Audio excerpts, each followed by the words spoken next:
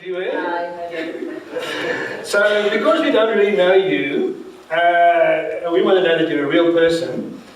Just give us the short 5 minutes. Where did you grow up? And young girl somewhere in Kimberley. Very briefly. That's an easy one.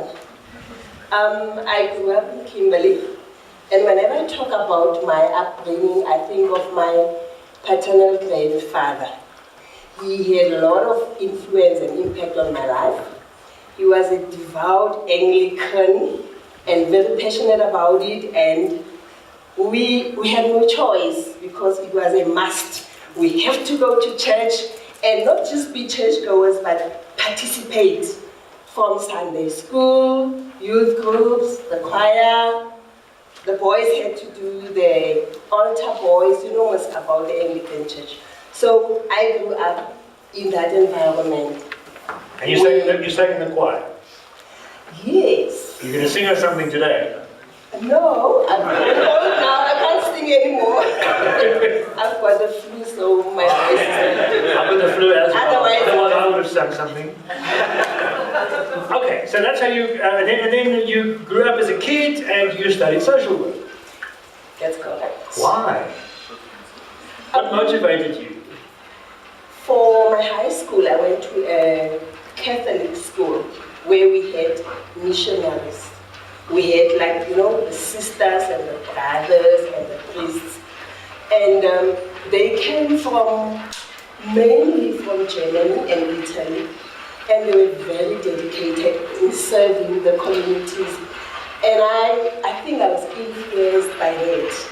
That if people can leave their homes, their families, and come to countries they don't even know and serve people with such dedication, so I can also make a difference. That's how I chose to be a social worker, because I felt that it's another way of making a difference in people's lives. So that's my motivation. Right, that's amazing. And you're married and kids and got a nice husband. And you're a family. You're a mom. I'm a mom of 4, 1 boy, 3 girls, and a grandma of 4. Very proud grandma of 4. That's who I am. That's amazing. My husband is a God-fearing man, very passionate about a lot. So I thank the Lord for it. I met him at university. Oh, that's special. Okay, so tell us, how did your journey with God start? So you said that you visited church and you sang in the choir and all the things, but was it a reality from that point for you? Was there a season in your life when God or Jesus became sort of a deeper sense of reality for you? Okay. How I met the Lord, I had a colleague of mine where I was working in a children's home who was a pastor's wife. I was a Catholic. And she used to say, you guys must receive the Lord as your Lord and Savior. And I said, what's wrong with you? We also know God. And she said, no, you must be born again. And we didn't understand what it was all about. But she said to us, I pray for you. One day, you're going to receive Jesus as your Lord and Savior. And I think she did. And for me, talking about compassion, that for me was an act of compassion, because that woman was so worried about us getting lost that I know she prayed for us. And she taught me something that anywhere, wherever you are, tell people about the Lord. I learned that, and for me that's compassion personified, because in her workplace, she was spreading the gospel. We got saved after she left because she went into full-time ministry. Then I met the Lord, invited to a church by my husband, who was not a churchgoer, but he invited me to a church, and that's where I met the Lord. And for me, that was a life-changing experience. The best thing that could have happened to me. That's great. All right, Siphiwe, so there are many business women and businessmen in this room. And we often, when we get together, we talk about business and different aspects of business and God and business. So just, you are now also working for government. So we'll get to that later. But just briefly give us your perspective on God and business. And how do I bring God into my business? Okay. I'm going to go to the word. The Bible says we are the salt of the earth. We are the light of the earth. We all know that people thought people working in the government are corrupt.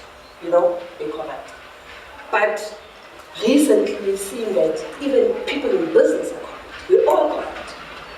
So we need people, honest business people out there. Spirit-filled, born-again businessmen and women who can make a difference. The Bible says that let your light shine so that men can see your good works and glorify the Lord. If you are not out there, how will they know the good works of the Lord?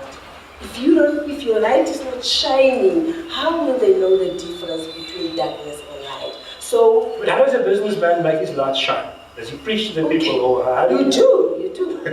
Part of it. You go out there. There's so much that you can do. The government can do, what they must do, but then it's always not enough. It's always not adequate. And then I see the businessmen coming in there, firstly, yes, spreading the gospel. That's what Christ did. Wherever he went, he spread the gospel. Spreading the gospel.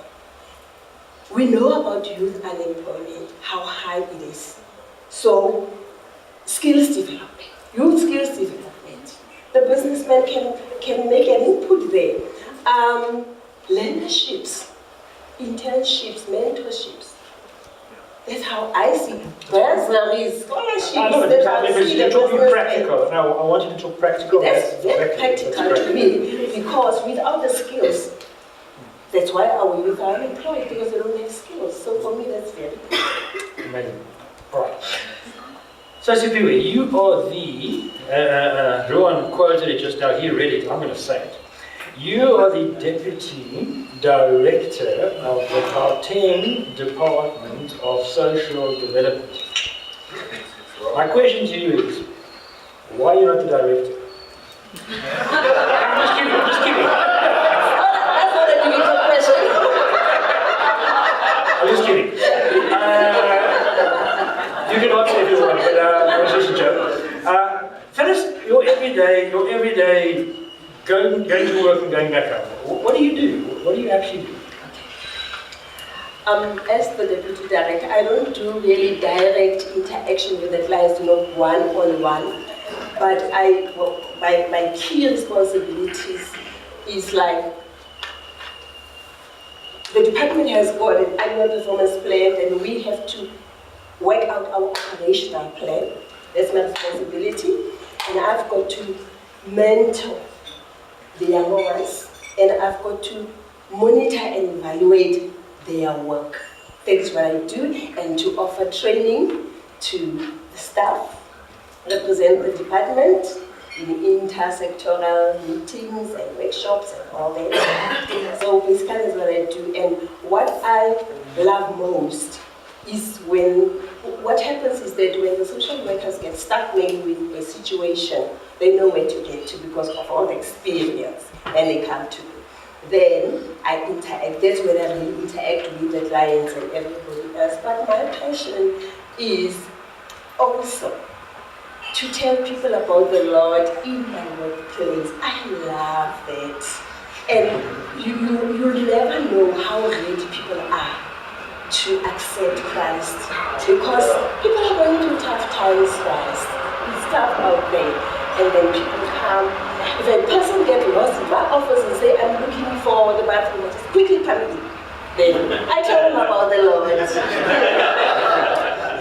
That for me is wonderful. Just very briefly, I once had a situation in Eastern Islamic Melody where we had a mobile bus for substance abusers and all that. And then there was a group who were going to rehab. They came with their parents with their suitcases and everything. And I just said to them, come onto the bus, let us quickly pray with your kids. I called the mothers in and we them about salvation, and I led them to the Lord. But amongst us, we had one of our clerks in the bus. She was like doing the intake when the people come in. She was also there. So I said, let us all pray and accept the Lord. And I'm telling you, everybody was just like their hands were just up there. And they accepted the Lord, they left. But this lady passed on 2 weeks thereafter. The one was doing admin. And I said, God, thank you for your love, that you made sure that that woman doesn't leave this earth not knowing. So every opportunity that I get, I use. Because somebody did that for me. Yeah. Amazing, guys. We'll be ready, we're going to do an altar call just now. Okay, so we're talking about compassion. Obviously, you've got 20, 30 years of experience. You must have seen a lot of pain in your life. And honestly, I wonder how you do it. I wonder how you just, do you get desensitized? Do you still feel the pain? So I'd like you to share a bit of that, and then maybe one or two stories of and there are thousands of stories.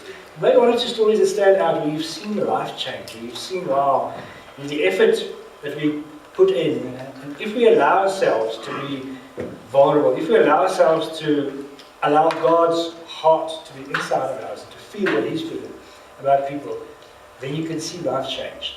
So maybe if you can share just a bit of your experience and one or two stories, that would be great.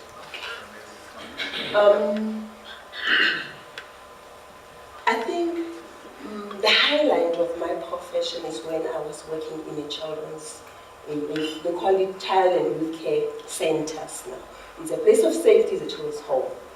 And we have children coming in from different environments, different families. But for me, I've seen lives change, many lives, because I've been there for long. And if you don't have compassion, you cannot enjoy being a social worker.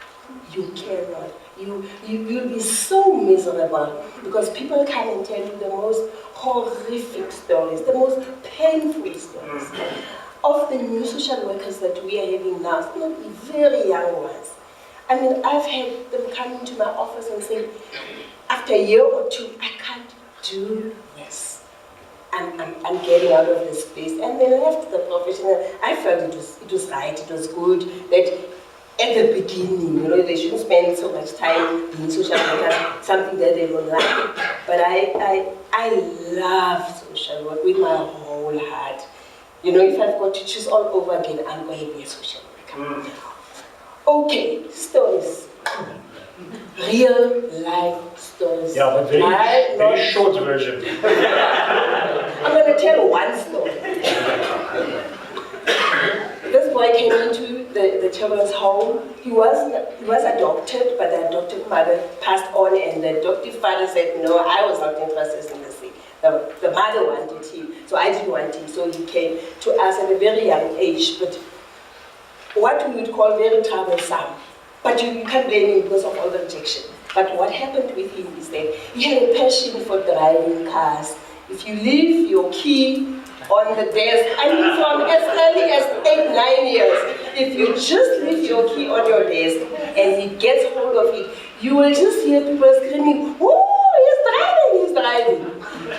And not once did he bump into a pole or scratch a car, but he just loved driving. We always, even the government vehicles, take and drive. But this one day, we had the emergency services on the premises. So he went to where the fire brigade officers are. I learned then that the fire brigade, they say they leave the keys in the ignition so that if there's an emergency, they're out. So he knew about it. He went there into that big red car. The guys inside just heard and they knew that it was not them because they were all here and they came running up and there he was with the big engine. Fortunately, our yard was very open, we have space, nice roads and all that. So we had to run and phone the security and to stop him. But what we realized that in terms of academics, he was not doing too well. So then, as he was growing up, at grade 8, 9, we realized, oh, we're just wasting his time. He's not interested in all these things. Then we realized, okay, he loves driving. That's his passion. What can we do about it? So we wrote a motivation to our head office to say, please can we send him to a driving school because he likes driving.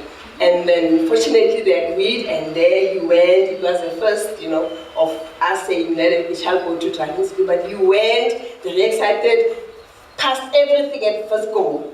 And then, as I'm speaking to you today, okay, when he left the facility, he went to work for, you see the airport shuttles, with those cars down. He worked there for some time, and then at the very place where he grew up, there was an advert for a driver, and he applied, and because they knew him, perhaps some nepotism, they knew him, and then he was employed. He's a driver, so happy, so responsible. For me, that's a success story. For me, that is a success story. I've made a difference in his life. He's got dreams. That's very, very special. It's a great story. All right. So, I want to ask you, obviously, confronted with many different situations, there must have been times when you may have had some conflict in yourself, or some dilemma, or what is the right thing to do in this situation? You actually want to do this, maybe, or you should do this, but you're conflicted, you don't know. Why I'm asking this question is we're all in different spheres of life, different spheres of business, but no matter where we are, we're all confronted at some point with difficult situations, difficult moral situations, difficult business. Would God want me to do this? Would He want me to do that? We'd like to hear if you have these kind of conflicts in your profession as well. And if there is something you can think of, maybe you can share. But you shouldn't tell us what you did, because if you do share it, then Rowan likes very much if the people here try and be clever people, clever social workers in this case, what would they have done? What would you have done? What would Jesus do? So would you share something with us that was maybe a dilemma like that? Okay, just a short one. We had this young, actually she came in as a baby in diapers, was deserted by her mom, and then brought by a lady to the police station, and this lady told the police that the mother just dumped the child at her place, and then she brought the child to the police station. And the police did not take any particulars of anybody as to who brought this child, where is this person staying, how do we trace you, and all that. But at the end of the day, this child came to us with a name and surname, unfortunately, but with nothing else. Nothing else. And she is like an orphan with nobody. We tried everything we could to trace somebody who could come forward and say, this is my child. It all failed. So, I'm not going to tell you what I did. So, because it's looking at me so then we had to, she grew up in the children's home, and then I was faced with a dilemma, because she's got to now move out of the children's home because of the age. Now she's done matric. So then, so what was your conflict? Just explain. My conflict was this young lady needs someone in her life. I mean, even us. I'm a grown old woman with granny, and I still need people in my life to love me, but she didn't have anybody. For me, that was as a social worker, for you it might not be a dilemma, but for me, as a social worker, it is a big dilemma. Here's this young one, she has to go out of the facility to where? To whom? Okay, guys, so talk about it. What do? Do you just give her money? What do you do? What do you do with this young lady? You have 3 minutes to solve this. 3 or 4 minutes to solve this at your table. You would have had 6 minutes if it were not for... there's some guy there. Okay, are we good? Let's hear what you did, Siphiwe. I think everybody is correct, but I did take her into my family. She's my daughter now. about, as a social worker, you're not supposed to get emotionally involved. I am 100% emotionally involved. I cannot distance myself from them. So we took her in. She's presently doing learnerships for child and youth care work. She wants to plow back and become a child and youth care worker because of what the opportunity that she got, and she was raised by child and youth care workers, so she's doing it. Very passionate about helping other kids. But I was just telling you that at times she just breaks down and cries, and when you say to her, but why? Why are you crying? And she says she's overwhelmed by the family embracing her and being the family that she never had. It just breaks her heart because, like she would say, when I look at myself in the mirror, I don't know who I look like. Because she doesn't know her mom, she doesn't know her dad. She sees this face, beautiful face, but she doesn't know who she looks like. So she is now my daughter. That's lovely. So I want to ask you, when you made this decision that you are going to adopt this girl as your daughter, and for those of you who don't know, I also have an adopted daughter that's now 9 years old, and I've been asked this question, and I'm going to ask her now, many times, because people who want to adopt children often call me and say, listen, I want to adopt a child, so I want to ask you. So this question is, what did the other people say? What did your friends say? What did your colleagues say? What did your family say? Were they all supporting you in this decision, or were they saying you are crazy? Over the years, my family, they had no choice, because I would come with these kids for weekends, for holidays, they've always been part of my family, so they had no choice. And they knew that, okay, this one is now permanently part of the family, but they used to that. My kids grew up having the kids from the children coming to visit during holidays and that. So, and your colleagues? My colleagues, no, they knew. They all said, good shot. Yes. That's great. Because they were also like parents to this daughter, to this girl. So they also part of the people who under whom she grew up. So they were happy that she found her home, she found the family. That's very special. That's amazing. Okay, I have a last question for you, and then we're going to open the floor for questions. And my last question for you is, where is or are the boundaries of compassion? The boundaries? Where does it stop? When you say, we've loved enough.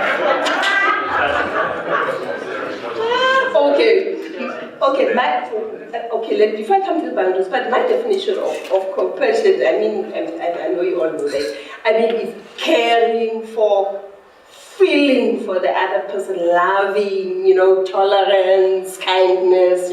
So for me, there's no boundary to that. You cannot love enough. You cannot care enough. You can't, because why? There's so many people out there hurting, needing just that kind word, just that smile. You never realize how far it goes. So, no boundaries. Thank you. I was hoping you would say that. So there's even hope for Ruan to be loved. She said just now she makes herself available to be Ruan's grandmother if he's in need of a grandmother, because her heart is just big. adopted.